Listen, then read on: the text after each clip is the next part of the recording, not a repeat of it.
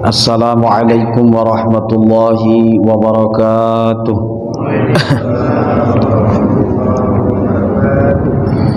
Bismillahirrahmanirrahim. Alhamdulillahilladzi jama'ana fi hadzal makanil mubarakah. Asyhadu an la ilaha illallah wahdahu la syarikalah wa asyhadu anna sayyidana Muhammadan abduhu wa rasuluhu la nabiyya ba'dah. Allahumma salli wa sallim wa barik ala sayyidina Muhammad ibni Abdullah wa ala alihi wa sahbihi wa zuriyatihi wa atba'ihi ila yaumil qiyamah, amma ba'd. Raditu billahi rabba wa bil islami dina wa bi Muhammadin nabiyya wa rasula. Hasbunallah wa ni'mal wakil, ni'mal maula wa ni'mal nasir. La haula wa la quwata illa billahil aliyyil azim. Hadirin wal hadirat jamaah salat fardu maghrib yang dimuliakan oleh Allah Subhanahu wa taala.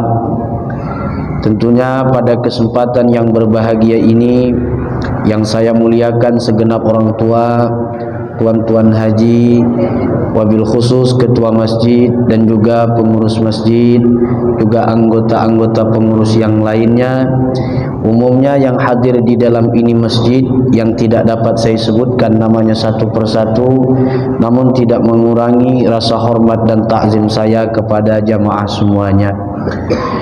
Syukur alhamdulillah, puji dan syukur kita haturkan kepada Allah Subhanahu wa taala dengan setinggi-tingginya, di mana Allah taala kembali mengumpulkan kita di malam yang penuh berkah ini, di malam yang penuh mulia ini, dalam masjid yang kita cintai ini, dalam majelis taklim yang kita adakan ini. Mudah-mudahan dengan ini semua Allah Subhanahu wa taala mencurahkan rahmat dan kasih sayangnya kepada kita, dan juga mudah-mudahan kampung-kampung atau tempat-tempat yang ada di sekitar masjid ini kecipratan berkah dari ini masjid, juga mendapatkan keberkahan daripada ini majelis ta'lim. Amin Allahumma amin.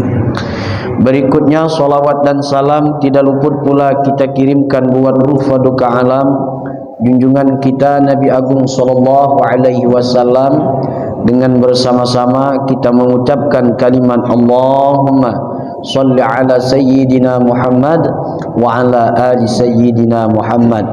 Mudah-mudahan dengan kita bersolawat kepada beliau, kita mendapatkan syafaat beliau kelak di yaumil mahsyar nanti. Amin ya Allah ya rabbal alamin. Jamaah yang dimuliakan oleh Allah Subhanahu wa taala, sebelum kita lanjut pembahasan hikmah yang ke-54 dari Al-Hikam Imam Ibnu Athaillah As-Sakandari rahimahullahu taala, di mana saya ingin menyampaikan ungkapan seorang ulama besar yang bernama Al-Imam Al-Ghazali. Beliau ini disebut dengan Hujjatul Islam. Hujjah itu artinya tameng, benteng yang ada di dalam agama Islam. Di antara masa beliau itu yaitu adalah Imam Al-Ghazali. Nama beliau aslinya adalah Al-Imam Abul Hamid Muhammad bin Muhammad Al-Ghazali. Gurunya adalah Al-Imam Harmain, di mana guru beliau ini merupakan orang yang pertama kali mempopulerkan satu kitab karangan daripada Imam Syafi'i yang bernama Kitab Ar-Risalah dalam bentuk karya usul fiqh daripada Imam Syafi'i. Kembali kita, Imam Al-Ghazali berkata, manusia itu bahwa tanda dia mendapatkan pahala atau dia mendapatkan dosa, tandanya itu dua. Yang pertama, bila sesuatu yang dia lakukan itu terasa berat. Bila mana sesuatu yang dia lakukan itu terasa bertentangan dengan dirinya sendiri, susah untuk dia lawan. Bila mana dia paksakan di situ, menunjukkan dia mendapatkan pahala. Ini yang diungkapkan oleh Syekh Abdul Qadir Al-Jilani di dalam kitab Sirrul Asrar, wa min rahatil badan ila masyaqatin nafsi ila zikrillahi ta'ala. Orang yang bila mana membesarkan hanya keinginan badan, hanya keinginan nafsunya, sementara tidak memperhatikan apa yang patut dia perhatikan di dalam rohaniyahnya, maka itu menunjukkan manusia ini mendapatkan dosa dari Allah Subhanahu wa ta'ala. Jadi bahasa mudahnya adalah sesuatu yang berat, sesuatu yang sulit kita lakukan, sesuatu yang sangat bertentangan dengan nafsu kita kerjakan, berat rasanya, namun kita dapat melaksanakan, itu tanda kita mendapatkan pahala dari Allah Subhanahu wa ta'ala. Salat berjamaah itu berat, hadirin. Salat maghrib itu berat, hadirin. Intinya melakukan ketaatan itu berat. Bangun tahajud di tengah malam berat. Meninggalkan tidak menjelekkan orang satu hari saja itu berat. Mulut kita ini tidak berbicara satu hari saja itu rasanya berat. Supaya tidak mengumpat orang itu berat. Berat, tapi kita sanggup mengatasinya keberatan itu menunjukkan bahwa kita mendapatkan pahala. Mulut yang satu hari tidak banyak berbicara itu adalah amat berat. Di mana di dalam Gurindam 12 Raja Ali Haji menyebutkan, bila mana seseorang itu banyak bicara, itu adalah jalan untuk membuka dusta pada omongannya. Jamaah yang dimuliakan oleh Allah Subhanahu wa ta'ala, melaksanakan sholat itu adalah berat. Tahajud di tengah malam, pelaksanaan sholat duha yang kita kerjakan itu berat. Tapi bila mana kita melaksanakan, berarti itu tanda kita mendapatkan pahala. Duduk di majelis taklim ini bukan sesuatu yang mudah. Duduk di majelis taklim ini bukan sesuatu perkara yang gampang.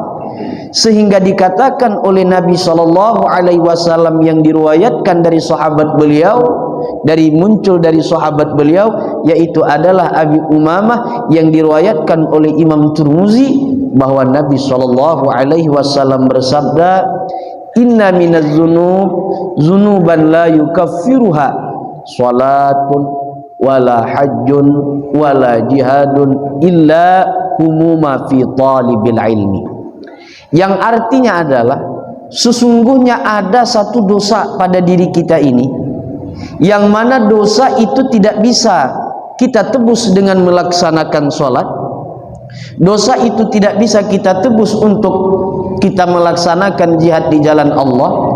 Dosa itu belum tentu dapat kita tebus dengan kita berperang di jalan Allah Subhanahu wa ta'ala. Begitu juga dengan kita melakukan puasa, melainkan dosa itu dapat kita tebus dan Allah membuka pintu ampunannya dengan duka cita, dengan beratnya rasa kita duduk di majelis ta'lim. Maka duduk di majelis ta'lim ini bukan gampang.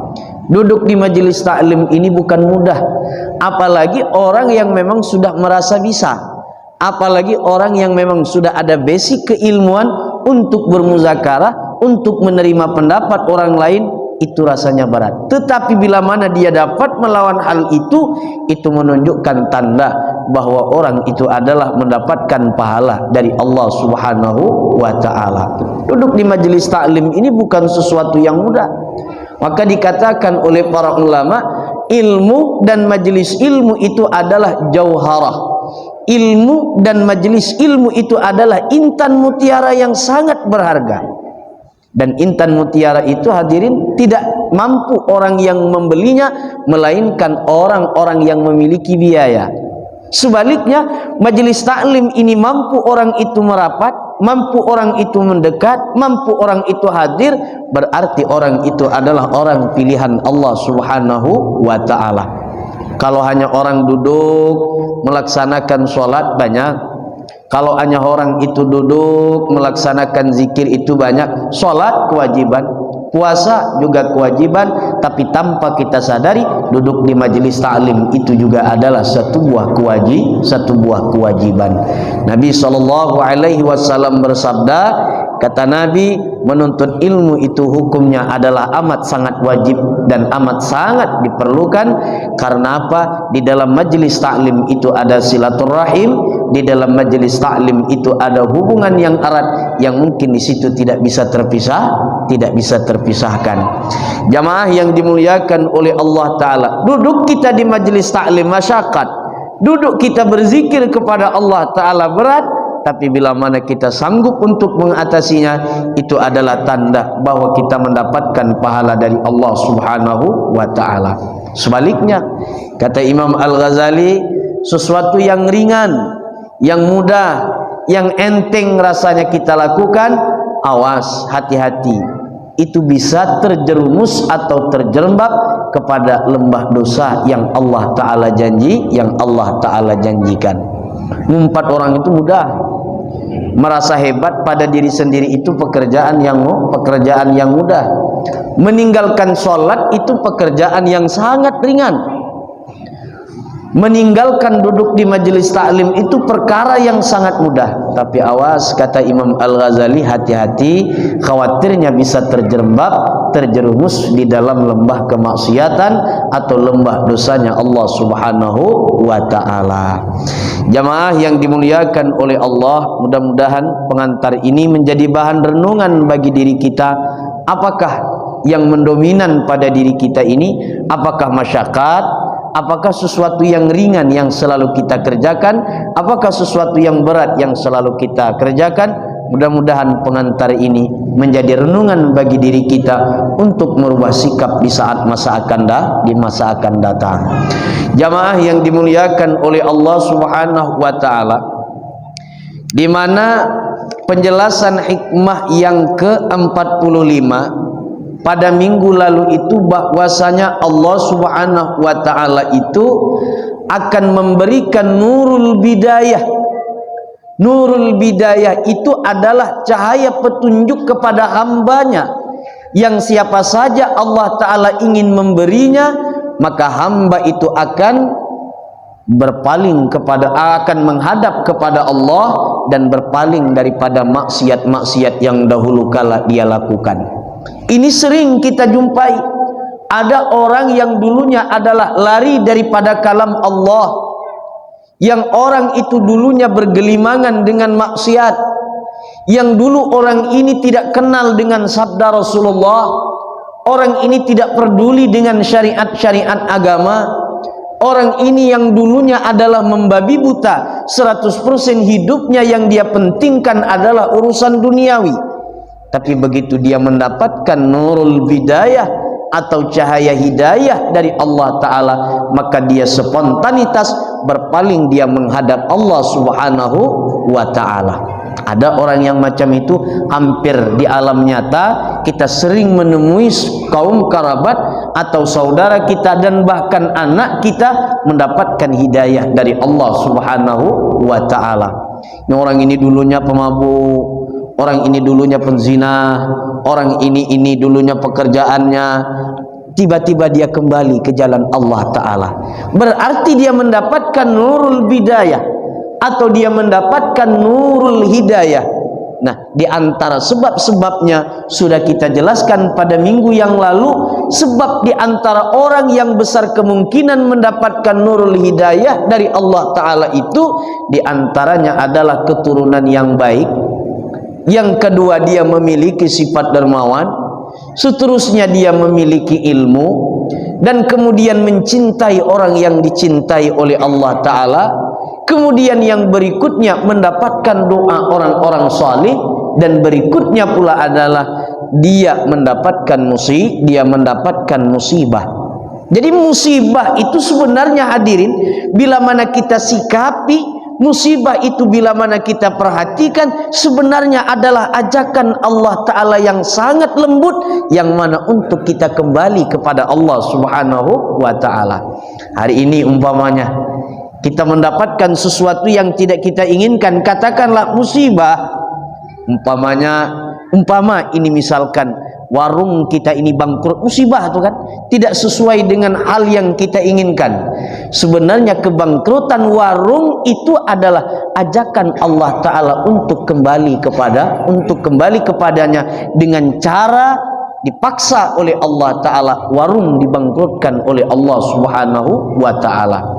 Karena ada orang yang Allah Ta'ala itu ajak dia kepada jalannya dengan secara lembut, namun orang ini tidak peduli.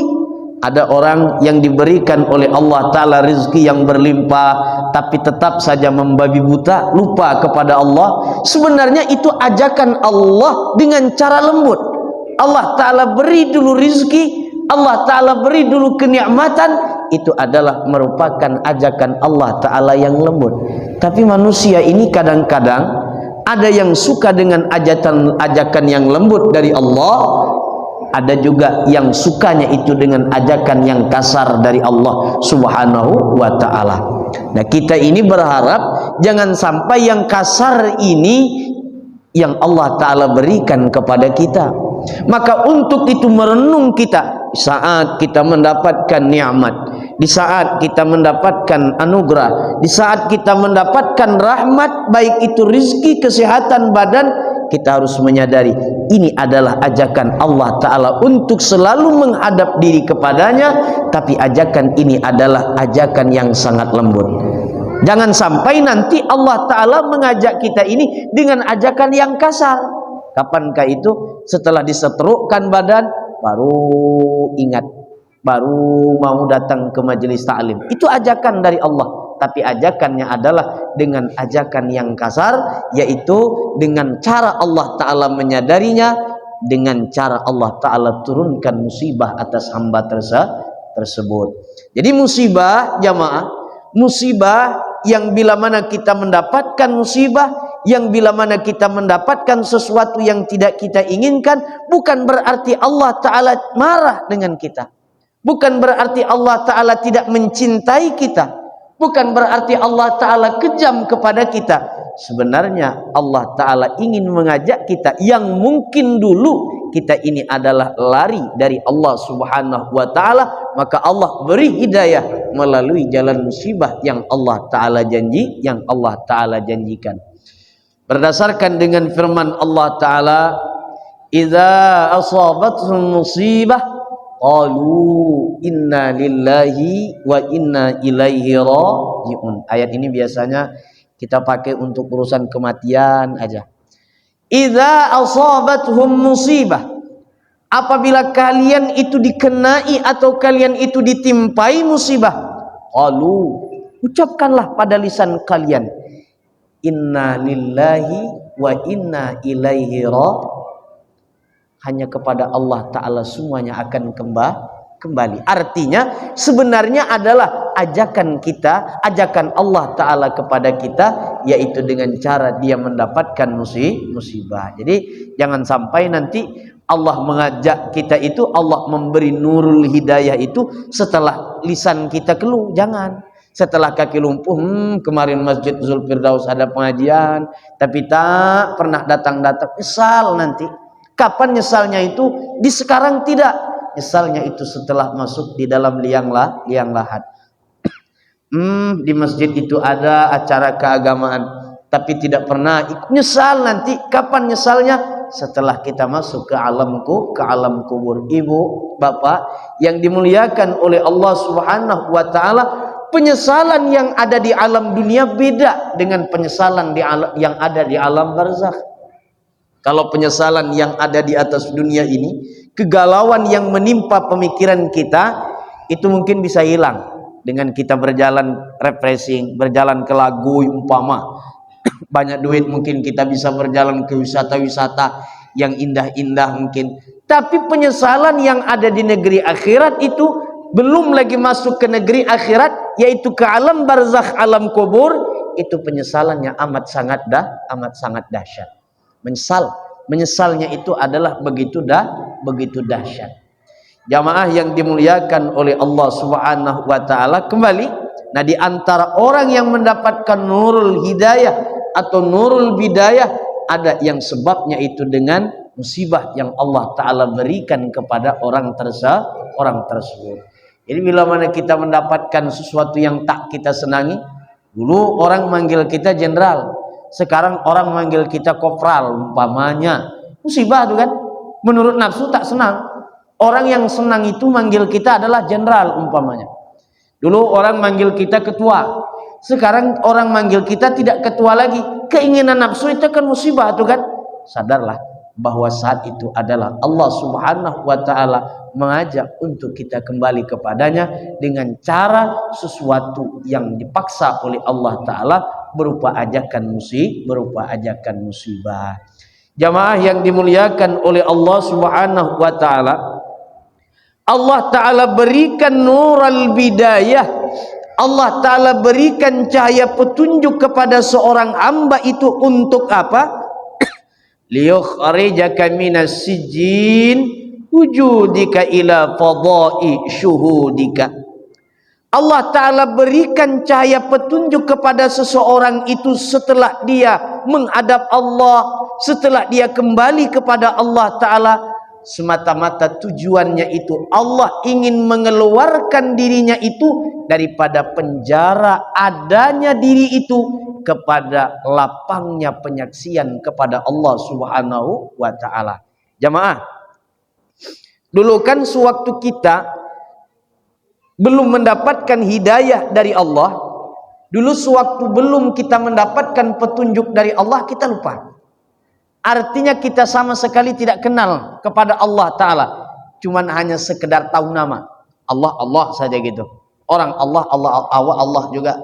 Yang jelas Allah itu adalah Tuhan, yang mana orang yang berada di dalam agama Islam ini wajib melaksanakan perintah Allah. Nah, sekarang Allah Ta'ala berikan cahaya nurul hidayah itu semata-mata adalah untuk Allah Ta'ala mengeluarkan dirinya daripada penjara adanya dirinya itu untuk menyaksikan Allah Subhanahu wa Ta'ala. Jadi awas, kelasnya ini pula harus kita naikkan. Dulu kita sholat, dulu kita puasa, dulu kita ibadah. Sekarang ini karena kita sudah ibadah, alhamdulillah sudah rutin, majelis taklim sudah ada, kita rutini. Nah, sebenarnya itu adalah untuk menyaksikan Allah Subhanahu wa Ta'ala, untuk melihat Allah. Melihat Allah Ta'ala itu dengan mata kasar bukan, melihat Allah Ta'ala dengan mata kepala ini bukan, tetapi melihat Allah Ta'ala di dunia ini yaitu ialah dengan mata batin kita, yaitu adalah dengan mata hati kita. Kita diam, Allah yang mendiamkan. Kita duduk, Allah yang mendudukkan. Kita mendapatkan rizki, Allah yang memberi kita rizki. Kita wajib tawakal kepada Allah Ta'ala tentang rizki. Jamaah yang dimuliakan oleh Allah Ta'ala, kita wajib tawakal kepada Allah Ta'ala tentang rizki. Namun agama menuntut kita adalah untuk ikhtiar. Namun di sebalik kita ikhtiar itu, kita tidak boleh mengandalkan ikhtiar kita, tidak boleh. Kalau aku tak bekerja, aku tak dapat duit. Jangan begitu. Kerja itu adalah sebab Allah Ta'ala mampu memberikan rezeki tanpa adanya sebab. Lalu ada untuk apa ikhtiar? Menunjukkan agar supaya kita ini tidak sombong, menunjukkan agar supaya kita ini tidak merasa hebat. Kita bekerja itu sebenarnya adalah bukan untuk menghasilkan rezeki dari Allah, bukan, tetapi mencerminkan bahwa manusia itu lemah, mencerminkan bahwa manusia itu tidak berdaya, mencerminkan manusia itu adalah semata-mata sama sekali tidak memiliki kekuatan. Maka aneh bila mana seseorang itu duduk di satu buah kursi jabatan, dia adalah pekerja, tapi dia menganggap dia adalah orang yang paling gagah, dia adalah orang yang paling kuat, dia adalah orang yang paling berkuasa. Sebenarnya dia duduk di saat itu adalah menunjukkan bahwa betapa dirinya itu adalah lemah. Kita bekerja itu menunjukkan kita lemah. Tidak bekerja sekalipun Allah mampu memberikan kita rizki. Tapi Ahlus Sunnah wal Jamaah menyuruh kita bekerja, ajarannya, tuntutannya, pelajarannya kepada kita semata-mata adalah menunjukkan bahwa diri kita inilah lemah. Ada yang profesinya mungkin barangkali ada polisi, profesinya ada seorang TNI, profesinya ada seorang pedagang, profesinya ada seorang gubernur, profesinya adalah menjadi seorang presiden, profesinya bermacam-macam profesi yang kita sandang. selagi itu berkaitan dengan pekerjaan, Ahlus Sunnah wal Jamaah memang menyuruh itu. Tapi sadarlah, itu semuanya adalah menunjukkan kepada diri kita bahwa diri kita ini adalah lemah. Jadi begitu kita sudah duduk di bangku kehebatan, bangku kekuasaan, dipandang orang kita ini mulia, jangan merasa sombong. Jangan merasa sombong. Kenapa sebabnya? Karena kita ini juga adalah lemah. Mentang-mentang pakai baju coklat sudah pergi ke sana, pergi ke sini, pakai mobil pelat merah itu sudah merasa awak lah yang paling lemah. Kita inilah lemah. Buktinya kalau memang kaya, kalau memang kuasa, tidak lagi terjun. Artinya tidak lagi bekerja.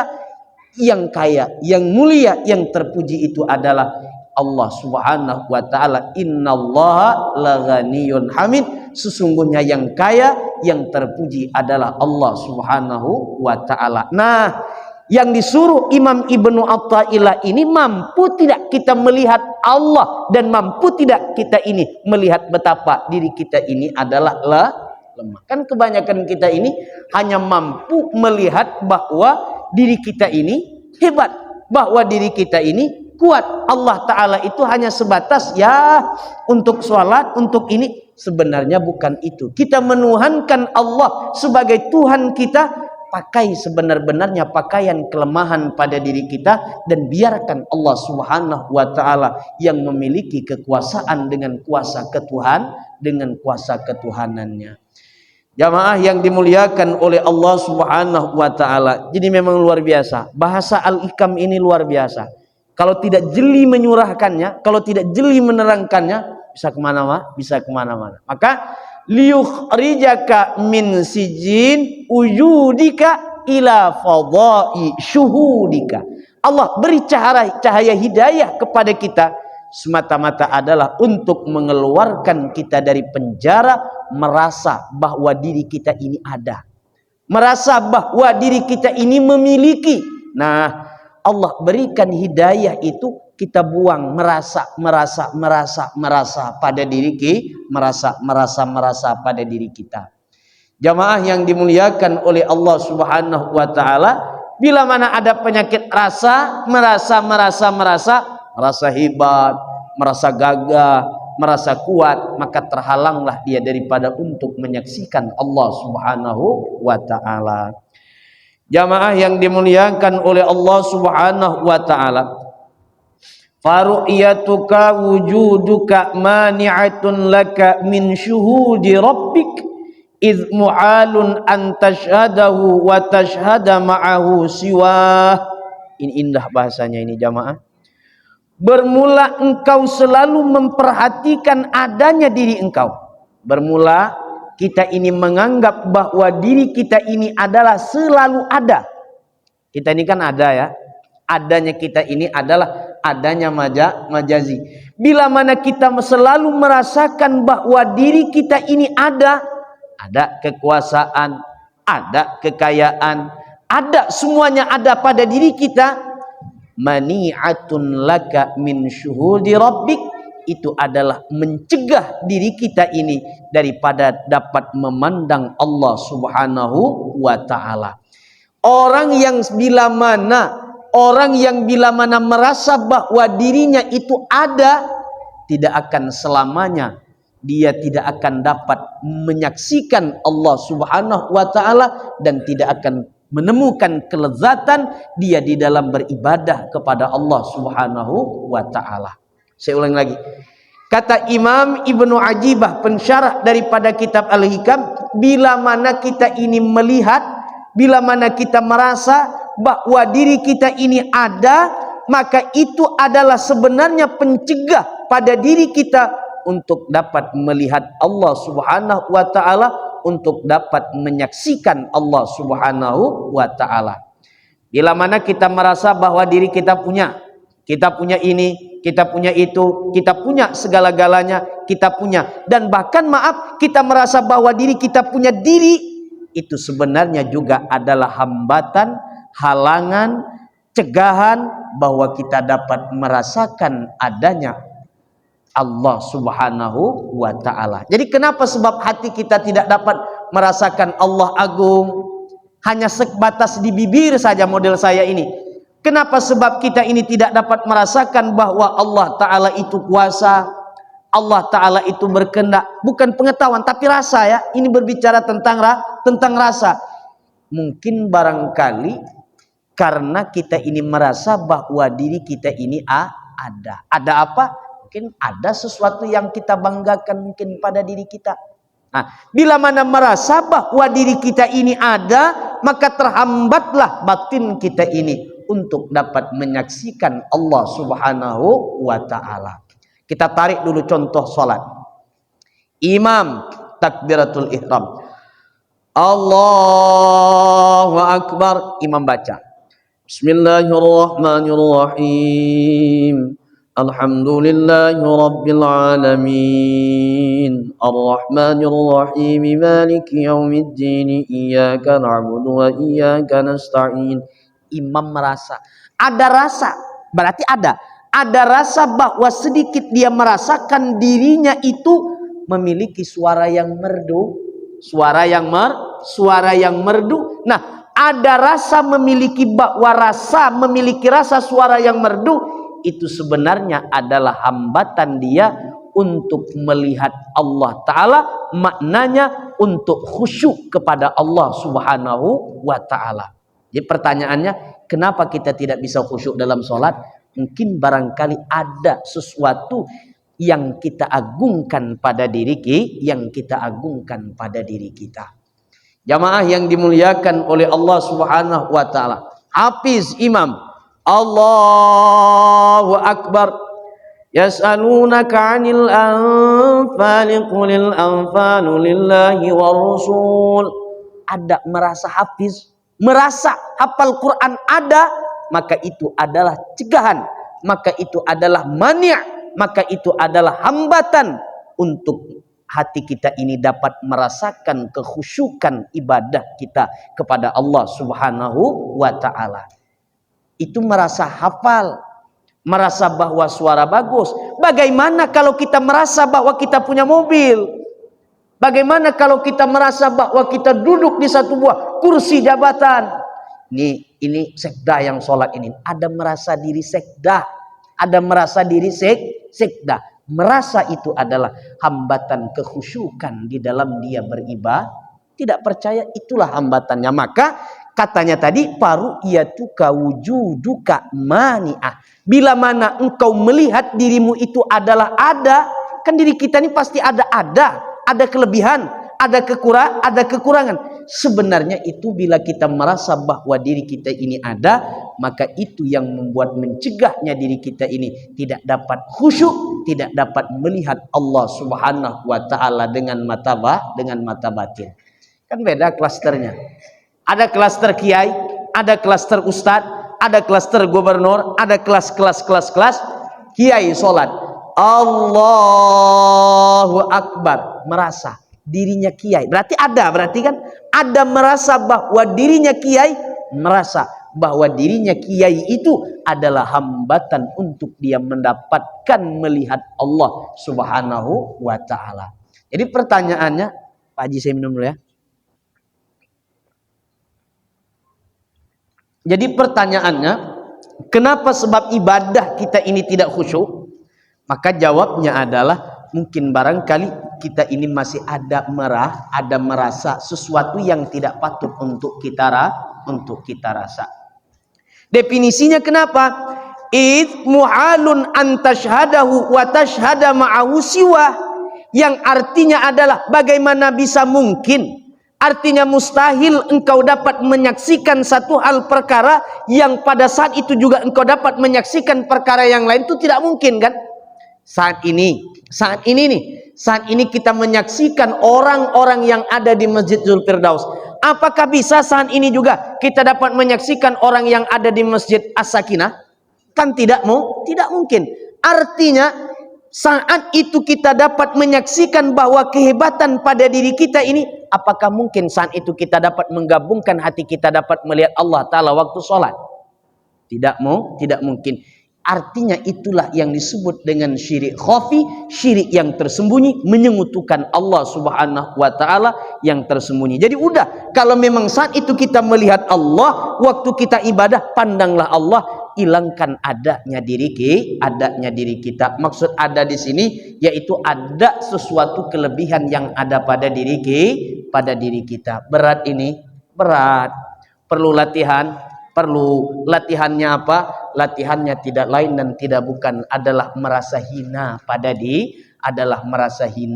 diri. Selagi merasa hebat, selagi merasa gagah, selagi merasa punya, ada memiliki perasaan itu, tidak akan dapat kelezatan ibadah pada diri kita. Apalagi kalau misalkan model saya ini berceramah umpamanya, maaf karena saya ini juga manusiawi, ada memiliki rasa amplop, maka hilanglah penyaksian saya terhadap Allah Subhanahu wa taala. Allahu Akbar hari Jumat imam. Bismillahirrahmanirrahim. Ini amplop. Ada amplop pikirannya, itu jauh daripada kehusyukan. Jamaah yang dimuliakan oleh Allah Ta'ala, jadi tahap pertama ini bagaimana cara kita untuk menghilangkan ada dan kita mentiadakan yang ada itu. Cuman satu yang ada pada diri kita, yaitu adalah adanya Allah Subhanahu wa Ta'ala. Jamaah yang dimuliakan oleh Allah Ta'ala, maka dikatakan oleh para ulama, wujuduka dzanbun la yuqasu bihi dzanbun. Adanya dirimu itu maksudnya adalah adanya sesuatu yang engkau merasa ada, itu adalah dosa. Dan apakah dosa itu bisa dikiaskan dengan dosa lagi? Oh tidak bisa. Bila mana kita merasa bahwa diri kita ini ada, maka itu satu buah perbuatan dosa kepada Allah Subhanahu wa taala. Nah, Allah beri nurul hidayah kepada kita sebenarnya adalah semata-mata untuk menghilangkan rasa ada pada diri kita, tetapi untuk menumbuhkan adanya Allah Subhanahu wa taala. Kalau selagi masih sholat kita ini merasa bahwa adanya kita ini karena kita menyembah Allah, sampai mati tidak akan bertemu namanya halawah, sampai mati tidak akan bertemunya sapan mati tidak akan bertemunya manis, sampai mati tidak akan mencicipi tenangnya di dalam ibadah. Tapi bagaimana solusinya? Semata-mata bahwa kita melihat kita dapat ibadah itu adalah karena pertolongan dan bantuan dari Allah Subhanahu wa taala. Lalu Pak Ustadz, bagaimana dengan kami ini yang kadang-kadang di dalam sholat kami ini ada merasa bangga, ada merasa hebat, ada ini di dalam sholat kami. Apakah sholat kami diberi pahala? Kalau urusan diberi pahala, pasti diberi pahala oleh Allah. Mendapatkan lepas daripada kewajiban sholatnya, lepas. Cuman kan manusia ini tidak semuanya menjadi kekasih Allah. Yang kita cari ini adalah bagaimana Allah Ta'ala itu ridha dengan kita. Jalan salah satunya untuk menjadi hamba yang diridhai oleh Allah Ta'ala, yang tingkatan awalnya yaitu adalah menghilangkan ada pada diri kita dan menetapkan adanya Allah Subhanahu wa Ta'ala pada pandangan-pandangan batin kita. Jamaah yang dimuliakan oleh Allah Subhanahu wa taala, amalan untuk hikmah yang ke-45 ini Al-Imam Ibnu Athaillah As-Sakandari mengajarkan kepada kita, yaitu membanyakkan membaca zikir yang diajarkan oleh Nabi Yunus alaihissalam, la ilaha illa anta subhanaka inni kuntu minaz zalimin. Kehadiran diri kita ini sebenarnya adalah sudah kezaliman. Bila mana kita merasa bahwa diri kita ini ada, itu adalah suatu buah kezaliman. Dan Allah Ta'ala itu menyukai orang-orang yang mengaku bahwa dirinya itu adalah zalim. Berapa kali bacanya? 41 kali. Wabil khusus kapankah itu? Di saat kita melakukan sholat sunat di malam hari. Dan khususnya lagi yaitu selesainya kita membaca sholat sunat witir nanti di bulan suci Ramadan, baca sebanyak 41 kali. Insyaallah minggu akan datang mudah-mudahan kita dapat berkumpul bersama, yaitu kita lanjutkan hikmah yang ke-55, Al-anwar matayal qulub wal asrar. Cahaya-cahaya itu adalah kendaraannya hati dan kendaraan-kendaraannya rahasia atau kendaraan-kendaraannya sir. Insyaallah minggu depan akan kita lanjut. Tasawuf tidak bisa dicerna dengan logika, tetapi tasawuf bisa dicerna dengan iman. Tasawuf itu bisa dicerna dengan perasaan dan zauq, yaitu adalah rasa. Mudah-mudahan pengajian kita membawa berkah, manfaat dengan berkat Al-Fatihah. A'udzubillahi minasyaitonir rajim. Bismillahirrahmanirrahim. Alhamdulillahirabbil alamin. Arrahmanir rahim. Maliki yaumiddin. Iyyaka na'budu wa iyyaka nasta'in. Ihdinas siratal mustaqim. Siratal ladzina an'amta 'alaihim ghairil maghdubi 'alaihim waladdallin. Amin. Ya Allah biha, ya Allah biha, ya Allah bi husnil khatimah. Ya Allah biha, ya Allah biha, ya Allah bi husnil khatimah. Ya Allah biha, ya Allah biha, ya Allah bi husnil khatimah.